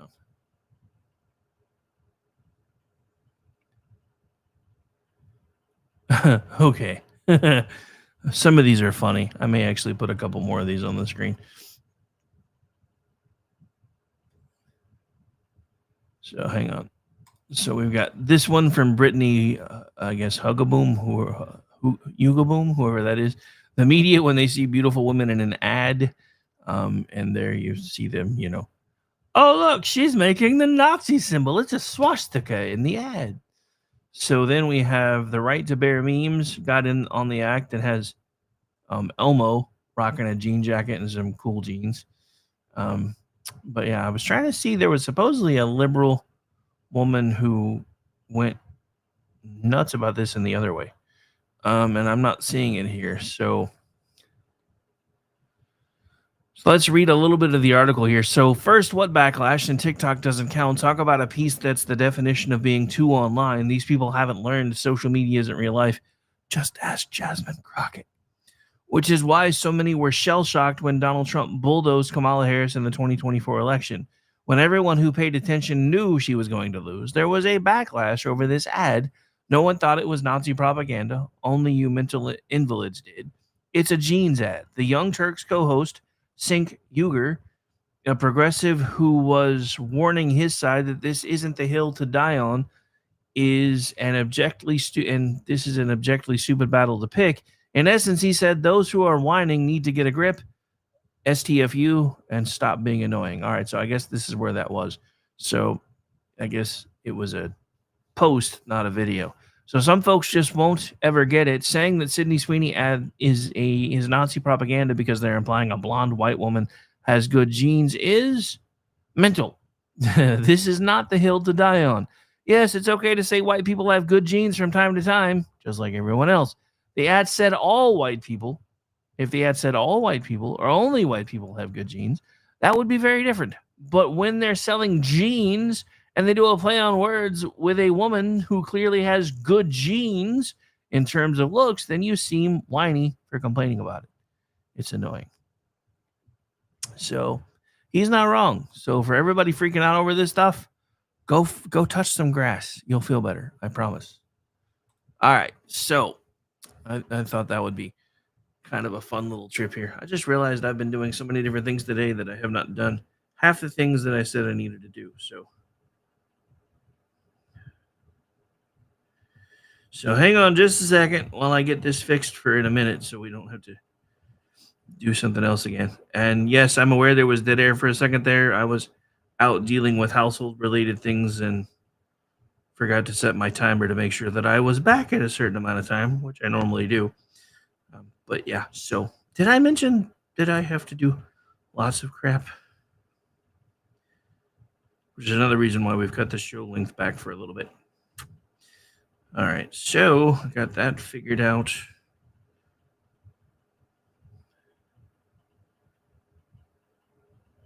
Let's play this one. I like this one the other day, so. All right, so at least now I've got the musical break ready to go for in a minute. Also, I already kind of figured out what I want to talk about next. The hell happened to the Dropkick Murphys? Apparently they have severe TDS, like badly, and I guess I never really noticed. So I have made the executive decision normally on Mondays and Wednesday nights, because I'm usually live right before Sean. I usually send him over with shipping up to Boston. I'm going to have to find something else. So if anybody has any cool, Irish sounding stuff that you think might make a valid replacement, let me know, because I'm not giving those folks any more oxygen because I'm done. Anyway. Oh, yeah, I forgot about that. Okay, so hang on. I got to get it queued up because Spartacus is at it again. I knew I had a couple of things that I wanted to talk about here. Why does it keep disappearing? I swear, half the time I think it's me, and then I realize it's not there anymore. So sometimes, just to explain what I'm talking about, actually, let's just do this. So let's do this so you guys can see exactly what I'm complaining about. So over here, in this little corner, there's all these little things, right? So yesterday, when I was looking for it, right about here, there was a bookmark tab. Right here. Somewhere in one of these three, there was a tab that said bookmarks. Now today, it's not there anymore. And that happens to me all the time, and I never really understand why. It's like sometimes it'll be there, sometimes it's not. And it's messing with my brain. But since I'm going to pull something from there anyway, we'll just leave that there for now. Because I can get to the bookmark still. There's just an extra step, and it's annoying. Because I don't know why it went away. All right. So, everybody's least favorite Spartacus, otherwise known as Cory Booker, is at it again. And we've got a clip. So, here we go. Pardon me. The Democratic Party needs a wake-up call. Yeah, you do. I see law firms bending a knee to this president, not caring about the larger principles, that those free speech rights, that you could take on any client, why are you bending the knee? I see universities that should be bastions of free speech bending at the knee to this president. I see businesses taking late-night talk show hosts off the air because they dare to insult a president. I see people who want mergers suddenly think that they have to pay tribute to this president. The Democratic Party needs a wake-up call. You're right, Mr. Booker. They need a wake-up call, but not for the reasons that you think. And none of this is happening for the reasons that you think either. I would like to remind everybody that the Colbert Show is costing over $100 million a year. I would like for anyone to explain to me how a talk show that runs 5 nights a week, that has almost nobody paying attention to it, is costing $100 million a year. How large is the staff? How much is Colbert's paycheck? You know what I could do with $100 million a year? Shit, do you know what I could do with $120,000 a year? This is what I'm talking about. These people have decided that because they're part of the big three, that they are indemnified from the things that cause other folks like me to either have to exist on a shoestring budget and keep fighting until we get somewhere, or decide if we're going to shut it or not. I, for one, have decided that even if at some point I have to go back to work somewhere else, part-time or whatever I have to do, this is never going to completely go away. Because it's too important to me. And because about the last month, because I wasn't able to do a lot of work in June either. I don't remember what happened in June. I don't remember if I wasn't feeling well or what happened, but I had a lot of time off in June and July. Probably because I'd been working nonstop for almost 5 years and my body was like, yeah, no, we're done. And then my house tried to kill me. So it's been an interesting couple of months. But from everybody that was blowing up my phone and texting me and going, when are you coming back? What's going on? I need this. What are you doing? That's part of what spurred me to keep going. And look, I'm not saying that maybe on some level Cory Booker doesn't believe some of the things that he's saying, but I highly doubt it. The Democrats know, they can see, and they understand more about this stuff than they're ever going to let on to me, you, or anybody else. And the truth of it is, what is scaring them to death is everything that they have been telling you is being proven to be a lie. I talked about this with Grok not that long ago. I used Grok a lot of times to help me with show notes and things like that, because I am a staff of one. I mean, we have a whole team that works here, but everybody kind of does their own show prep, everything else. Occasionally, if there's co-hosts involved, then we'll do prep together. But as far as show prep, it's usually each individual host responsibility to make sure all their stuff is ready to go and, ready to fire on all cylinders, etc. So several weeks ago, I started Grok down a rabbit hole, and by the end of the discussion, Grok admitted that there's definitely something going on with the Democratic Party, because the Democratic Party at the city level has been in control of Washington, D.C. for over 50 years, and absolutely nothing has changed. Absolutely nothing has gotten better, and in most cases, it's actually gotten worse. And then it started showing me all the different things that they said they were going to try to do that either didn't work or didn't work as expected. And it started realizing, without much prompting from me, I would ask it a question here and there. Like, so is it possible that all of these things that the Democrats are promising are being used to lure people to the voting booth, and then they deliver as least as possible just to keep them voting for them? After seeing the 50 years worth of evidence that they've had all this time to do all these things, and absolutely nothing's gotten better for any of their voters. And even Grok eventually admitted that it may be a control mechanism. So trust me, they know. They know they've been lying to you about so many things. And a lot of people on the right know they've been lying to you too. That's why they get so pissed off when Donald Trump comes in and says, we're going to do this, we're going to do this, we're going to do this. And every single one of them's like, if we let this go on too long, they're going to figure out that we've been lying to them and that the economy can actually do a lot better than it's been doing. Now, I would like to point out that if not for the Fed chair, we probably would have 4 to 5% GDP growth this month being reported. There's a reason they're trying to keep the brakes on. They're trying to get these numbers to come in lower than expected so everybody can say, see, we told you it wasn't going to work. The problem is a lot of the things that he said he was going to do are working. And even the folks supposedly on our side that don't want them to work, they don't know how to counter it. So they just keep dragging their feet. All right, we're up against it. We're going to do the musical interlude. These will be changing starting next month because there's a new syndication group. And I don't want to get any copyright strikes because then I have to. It's not that we don't have the licensing, it's just a pain. It's going out to multiple outlets. So, but for now, enjoy this. You can thank Amish for this one. We used it Saturday night, and I actually really, really like it. We'll be right back. Of distant signs, pour yourself over me like the sun through the blinds. You lift me up and get me out, keep me walking but never shout. Hold the secret close, I hear you say. You know the way it goes about. Take you in and spit you out. It spit you out when you desire. Can't get it to feel your high.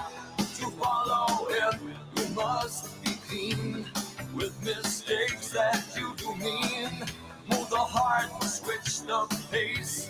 Look for what seems out of place.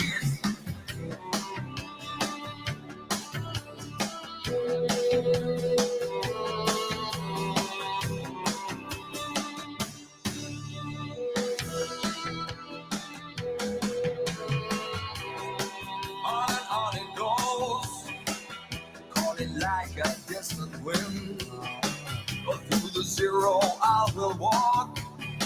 We'll cut the thick and break the thin.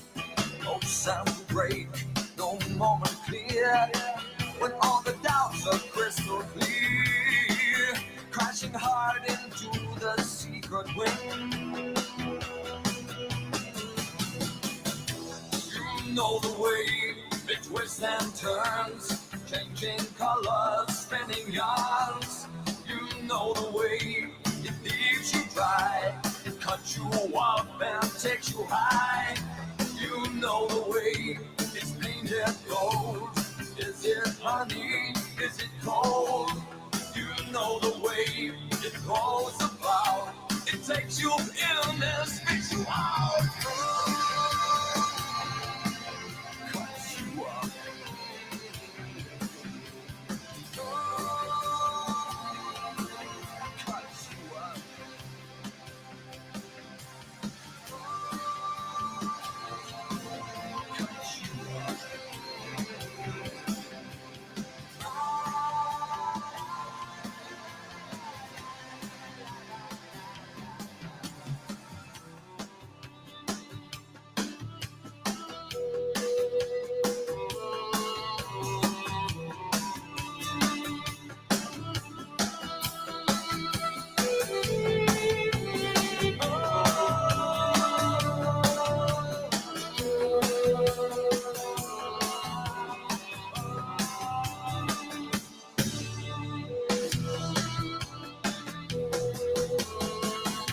You know the way it goes about. It takes you in and spits you out. It spits you out when you decide to conquer it, to feel your high. To follow it, you must be clean with mistakes that you do mean. Move the heart, switch the pace.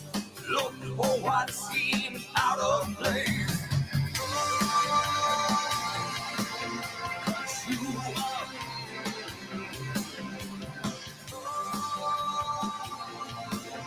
Cuts you up. It's okay, it goes this way. A line twist away. Cuts you up and spits you out. Keeps you walking but never shout. It's okay, it goes this way. A line twist away. Cuts you up and spits you out. Keeps you walking but never shout.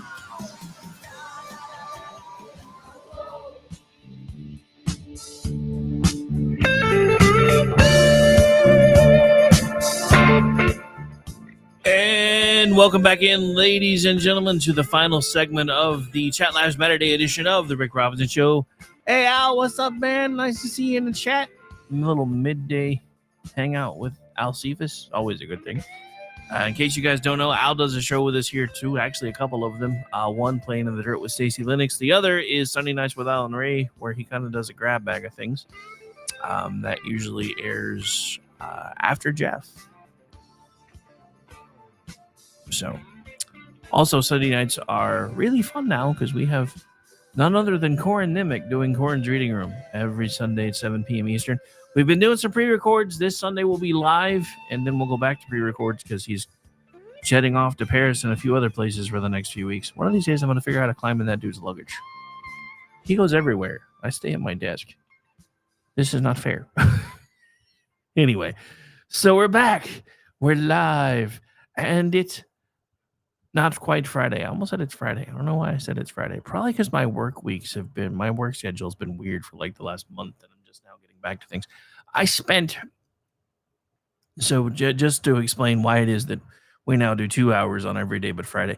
I did show prep, which usually takes about 2 hours. Usually start about 7, get things kind of organized, throw some things together, check for any breaking news, hit the button at 9 my time, which is 10. So then I finish at around noon Eastern time. And then yesterday I took a lunch break at about 11:30. So I chilled out from like 11:30 to 12:30. Then I went back to work and started catching up on all the archives that I'd fallen behind on and wasn't done cutting, editing, pasting, and putting things where they needed to go till about 5 o'clock my time. And then I took a dinner break. And then I forgot about a conference call because I was going to come back in and write some Twitchy stuff. And then I was like, oh, crap. I forgot that I scheduled a conference call for today at 7. So that lasted for about an hour. So then I was done with that by 8. I still have stuff I haven't finished. So that's on my list of things to do today when we wrap, is to finish the last couple of rounds of archives that I'm behind on. Some of them, unfortunately, have been completely lost. So I'm going to have to go find them and cut them from elsewhere. Because of all the power issues and everything else, because our archives on Restream only last for so long. So there will be some stuff showing up out of order And for those of you that do the audio podcasts, over the next few weeks, as I go find things that I have not had access to and go rip them from other places to put them back up there, because they're there. I just have to go find them now. And then so today's going to be about the same. So I've got about 4 hours, 5 hours, about 4 hours, 5 hours of content to edit and get put into the right places. Then I'm going to try to write a little bit after I get some lunch. And then I start working again at 6, and I'll be working again until probably about midnight Eastern time. So, yeah. Did I mention my name's Rick and I'm a workaholic? My last meeting was forever ago, however. Oh, yeah. Well, he's every other Sunday, so I always forget about him. It's like, yeah. And yeah, every other Sunday we also have the Vincent Charles Experience, which has lots of folks. Yeah. That's only on tequila nights. 1 tequila, 2 tequila, 3 tequila, 4. Yeah, I know. I haven't turned the camera back on yet. People are going to be mad that you mentioned that, because now I remember to turn it back on. They're like, damn it, now we can see his face again. Why did you do that? Anyway. Oh, I admit it. Face made for radio, voice made for mime. All right, so remember that economy we were talking about at the beginning of the show? Inflation lower than expected, GDP higher than expected, tons of money coming in from tariffs, most companies absorbing the tariff increases instead of passing them on to consumers. Well, you might have expected this, but apparently the media's reaction was about what we expected it to be. So this is again from our friends at Town Hall. This is Matt Vespa. The inability to get Trump, for lack of a better term, reared its head again as the legacy media and the panicans were left shattered and bloody over the latest economic report. They were lusting for a recession. Some of them were actually hoping for a full-on depression. They were hoping the tariffs would increase prices. Neither of those things happened. Instead, what we got was a robust report of 3% economic growth in the second quarter. The experts were wrong yet again. Are they really experts, though? Because it seems like they've been wrong lately a lot more than they've been right. But nobody wants to talk about the fact that everything they've been telling you was agenda-driven, not fact-driven. And their agendas are falling apart and melting away right in front of your eyes, which is why they're all panicking right now. So they were off about inflation. They were off about tariffs. Well, when will they hide away in a cave in abject shame? You don't get it. You never will. And it's time to admit you'll never beat Trump, ever. Also, Powell cut the rates. As sentiment echoed in White House Press Secretary Carolyn Leavitt's statement on today's robust economic news. So yes, again, Powell cut the rates. So today, GDP growth came in above market expectations, and yesterday, consumer confidence rose. America's trust in President Trump's America First economic agenda that continues to prove the so-called experts wrong. President Trump has reduced America's reliance on foreign products, boosted investments in the U.S., and created thousands of jobs, delivering on his promise to make America wealthy again. The data is clear, and there's no more excuses. Now is the time for too late Powell to cut the rates. Actually, it's past time. Let's be honest. So this is from Bloomberg. We've got stronger than expected GDP numbers, 3% for the second quarter. This is from Kiernan, the 3% with the market at new highs. We haven't seen inflation go up. None of these horrible things have happened. So the left, the people who don't like the president, don't want things to work. Senator Elizabeth Warren will come on and say inflation is out of control and the economy is getting killed by what's happening by these tariffs. There's 3% with the market at new highs, and really we haven't seen inflation go up back to 3%. Maybe we'll see it, but none of those horrible things have happened. So the New York Times should take a bow for the most Soviet-style headline about the new U.S. the news, and this is a quote: U.S. economy slowed in first half of 2025 as tariffs scrambled data.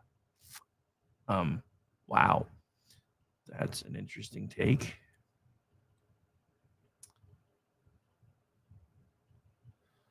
So here's a quote from the article itself. Economic growth softened in the first half of the year as tariffs and uncertainty upended business plans and scrambled consumer spending decisions.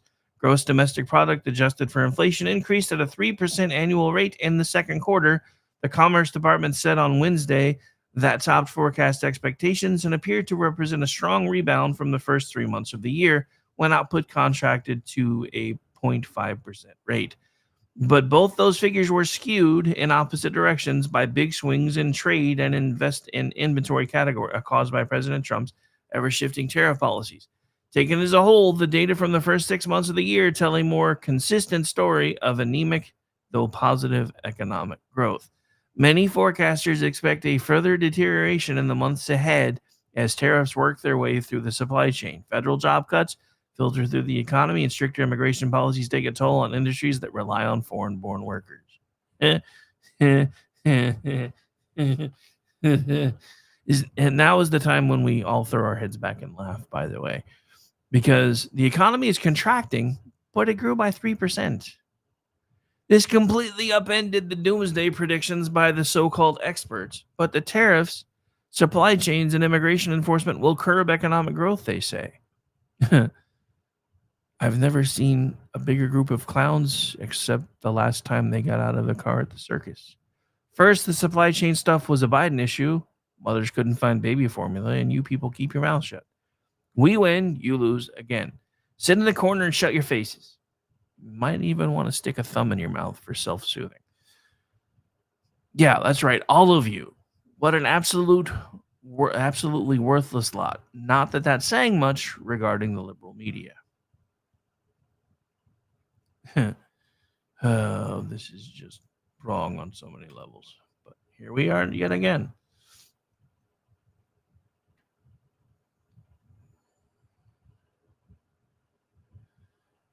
Oh.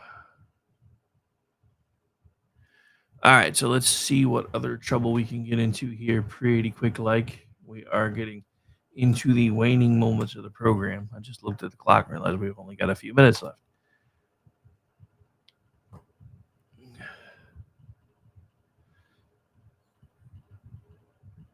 Okay, so I got to talk about this one. I'm going to try not to do any spoilers, but I have to admit, my kids really, really wanted to go see this movie.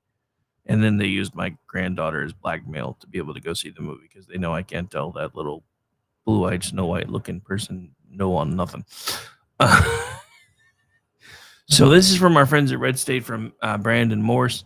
Marvel's Fantastic Four movie is getting disappointing numbers. I will admit, I think it was me, my daughter, my son, and my granddaughter, and like one other family in the movie theater. But we went early in the day on purpose because I didn't want to be out in the heat.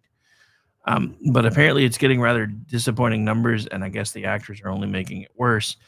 Disney Marvel is seeing the numbers come in for Fantastic Four First Steps, and while it beat original projections by a small amount, the news still isn't good. What makes this worse is that the actors are probably not helping people want to see it either. As reported, the film grossed $128 million domestically and $100 million internationally, which does exceed projections. The numbers also noted that this makes for the best debut of an origin story since Endgame. While it's falling short of what looked possible on Friday, the Fantastic Four First Steps will land with an impressive $118 million this weekend, according to Disney's Sunday morning projections. That's easily the best debut for an origin story in the Marvel Cinematic Universe since Avengers Endgame, and a signal that the fewer is better approach for the studio is working so far. Fantastic Four's weekend was largely shaped by a big turnout from the usual Marvel audience, which showed up in force on Thursday and Friday, giving the film a $57 million first day, slightly ahead of Superman's $56.1 million a couple of weeks ago. The issue is that the film might have had a strong liftoff, but its momentum didn't hold. Monday numbers showed a steep drop-off. Well, we went on Monday, so I was there. Where were you? Only bringing in $10.4 million domestically, which isn't a good sign. As the Park Place notes, this drop-off falls behind other underperforming films, including the notorious bomb that was Ant-Man and the Wasp, Quantumania, which hit $14.28 million on its first Monday, as well as Captain America Brave New World, which brought in $11 million in that same time frame.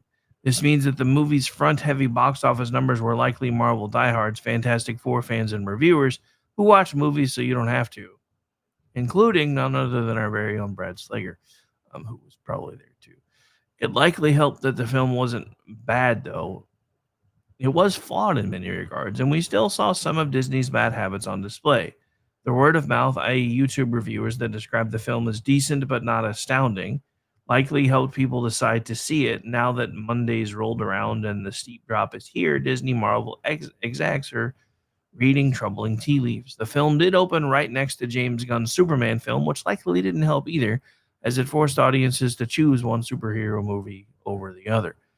The other issue is that perhaps the superhero genre isn't so much fatigued as it implies a rest might make it exciting again, but rather the novelty of it has worn off entirely.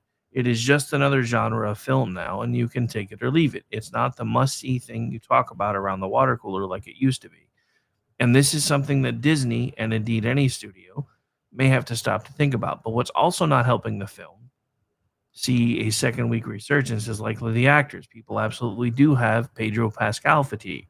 And he's pretty much on every working screen you come across, and it doesn't help that he's increasingly unlikable, especially as he touches and fondles women to curb his anxiety. That's a little weird.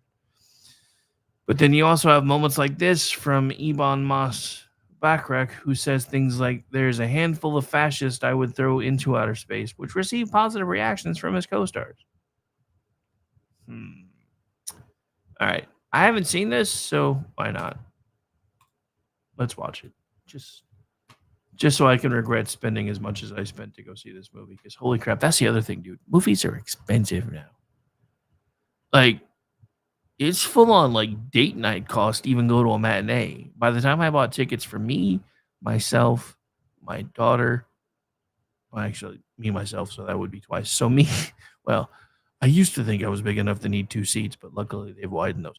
All right, so me, my daughter, my son, and my granddaughter. And snacks, I was out like $120.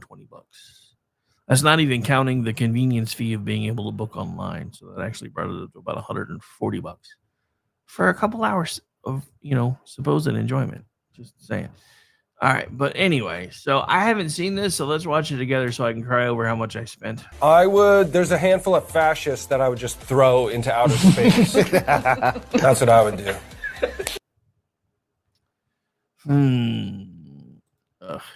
Okay, so yeah. Make me regret that money I spent. Go ahead. Anyway, so on face value, it's not a bad wish, but when you've been calling Trump supporters and Trump administration themselves fascists for years, it's not hard to know they're talking about anyone that they disagree with politically. So, just to remind you that violence against others for simply disagreeing with them politically is a large element of fascism, which kind of makes them sound like the fascists.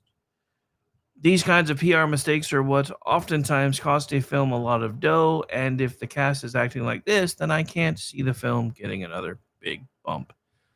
Probably can't either. But this also ties into something else that I guess we'll talk about in the last few minutes, because somebody let something slip the other day that I don't really know if they meant to. So I guess the news about season 4 of Resident Alien being the final season kind of really got cemented during a convention event where the actors were present and being interviewed, and the interviewer brought up the cancellation, and all of them were like, "We really don't get it. We've got a good following, we've got decent numbers comparatively speaking, but yeah, this will, in fact, as far as we know, be our last season." Now, who knows? Netflix or somebody else may pick it up to finish off the Bible if there is one. I don't really know. A lot of shows don't really have them anymore. They just kind of go for as long as they can and see what they can do. But one of the actors let slip that the show, the fans, the ratings aren't really the problem. The problem is there's just no money in Hollywood anymore. I need you to let that sink into your brain for a moment. There's no money in Hollywood anymore. So this goes back to the whole Colbert thing. $100 million a year for a late night talk show. Where's that money going? How is it that, from all reports, they talk about these movies now, but remember when The Lord of the Rings came out and it exploded? And somehow everybody from the movie execs to everybody else started screaming and yelling about how it actually lost money because of the production costs. Am I the only one who finds these things hard to believe? Why is it that suddenly all of the money in Hollywood is drying up? Why is it that shows that are doing fairly well are being canceled? Because still somehow they're not making enough money.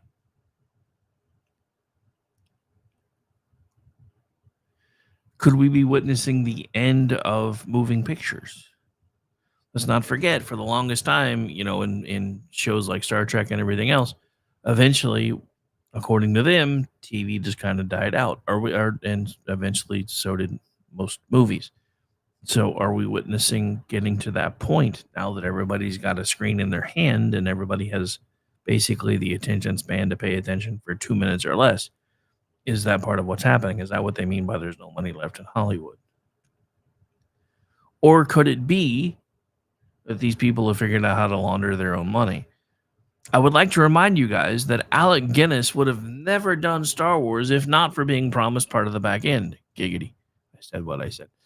But nobody takes those deals anymore because every single movie is reported to be at a loss. Somebody tagged William Shatner the other day and was talking about, I guess there was somewhere, and I don't remember where they said it was, that they had Star Trek, the original series, running on all the screens in a certain place, and that they hoped they had permission and that he was getting his royalties from it. And he pointed out rather candidly that nobody but Paramount gets any royalties anymore. So I say, let it run everywhere all the time.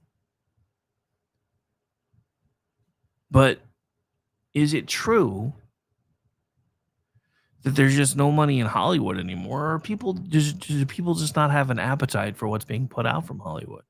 I mean, a lot of folks seem like they're starting to try to get it, or they try to put out programs with less woke stuff. And I will admit the woke stuff in Resident Alien kind of pissed me off at first. It's there. I mean, the entire first season is him trying to destroy the planet because, climate change, and we're trying to destroy it anyway. So we might as well just wipe it out. But I don't know. I just know that California used to be a place that everybody wanted to get to be able to chase their dreams. Hell, I used to have that dream. When I was a kid, I always wanted to be an actor.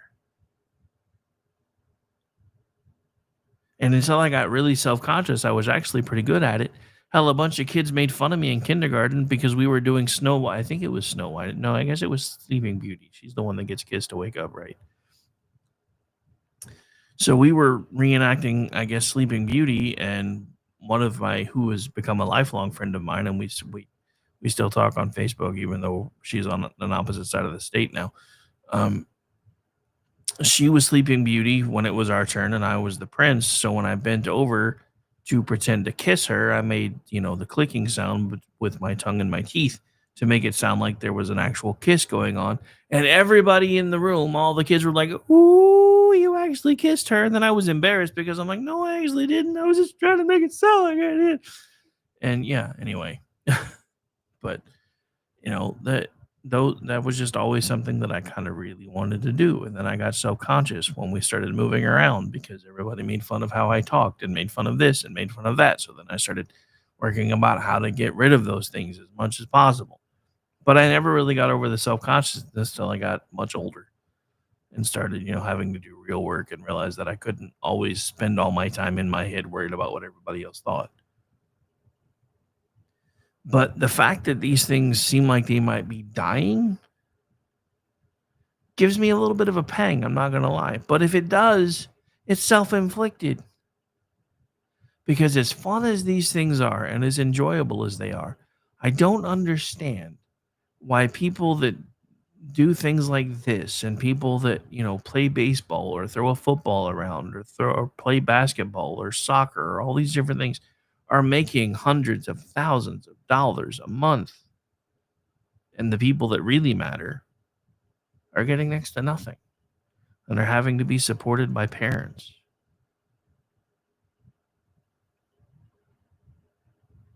For some reason, I apologize. For some reason today, the fan is really getting picked up by my microphone. It wasn't doing this as much yesterday, so I got to figure out that angle.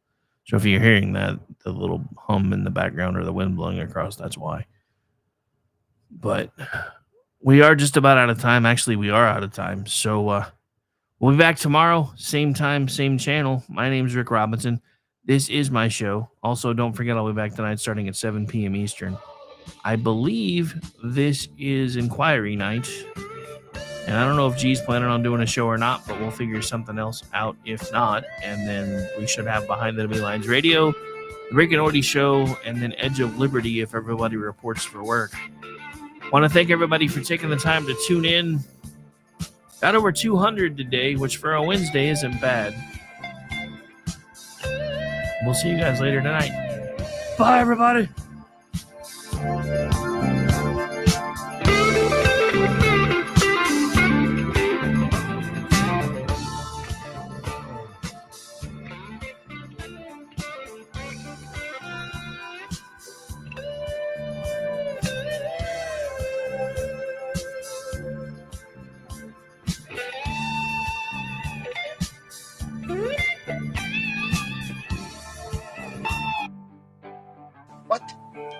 Over? Did you say over? Nothing is over until we decide it is. Was it over when the Germans bombed Pearl Harbor? Hell no! Closing time. Open all the doors and let you out into the world. This isn't over until I say it's over! Closing time. Well, that's great. This is fucking great, man. Now what the fuck are we supposed to do? Game over, man. It's game over. Closing time. Time for you to go out to the places you will be from. Closing time. This room won't be open till your brothers or your sisters come. I love you, Oklahoma. What a great crowd. I love you. Say goodnight, Gracie.